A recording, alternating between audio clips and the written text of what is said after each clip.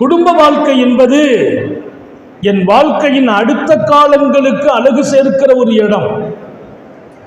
பல பேர்கள் எங்கெல்லாமோ தங்கள் திறமைகளால் உயர்ந்து நிற்கிற வாய்ப்பை பெற்றவர்கள் குடும்பத்தில் தான் பலகீனமாகி போனார்கள். இல்லற வாழ்க்கையில் தான் அவர்கள் வெல்ல முடியவில்லை.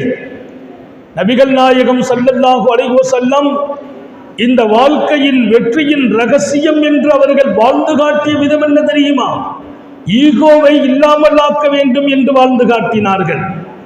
இந்த வாழ்க்கையில் ஜெயிப்பதற்கு ஈகோ வேண்டாம் என்கிறார்கள். அவங்க பெண்ணு தானே, மனைவிதானே, அந்த பார்வை வேண்டாம். உன் மனைவியை நீ மதிக்கிற போதெல்லாம் வெற்றி பெறுகிறாய்.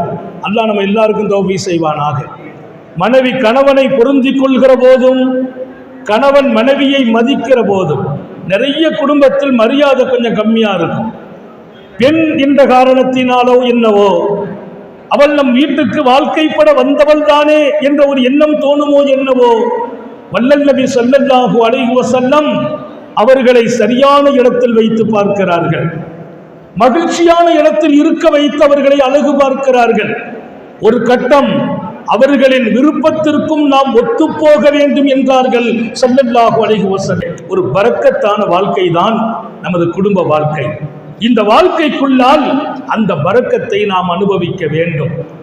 ரசூலுல்லாஹி அலைஹி வஸல்லம் அவர்கள் சொல்லுகிறார்கள், இந்த உலகத்தில் ஒரு மனிதனுக்கு கிடைக்கிற மிகப்பெரிய கிஃப்ட், கன்ஸ், பொக்கிஷம். இந்த உலகத்தில் ஒரு மனிதனுக்கு கிடைக்கிற மிகப்பெரிய பொக்கிஷம் என்ன? அல் மர்அத்து ஸாலிஹா, சாலிஹான பெண் தான். உண்மையிலே சாலிஹான பெண் ஒரு மனிதனுக்கு கிடைத்து விட்டால் அதை போல நிம்மதி அவனுடைய வாழ்க்கையில் வேறு ஒன்றும் இல்லை. நாஷிஸா என்று சொல்லக்கூடிய கணவனை மீறி போகக்கூடிய, கணவனுக்கு கட்டுப்படாத, கணவனை மதிக்காத பெண் கிடைத்தால் அந்த குடும்பம் நரகம்தான், பெரிய சோதனையா போகும்.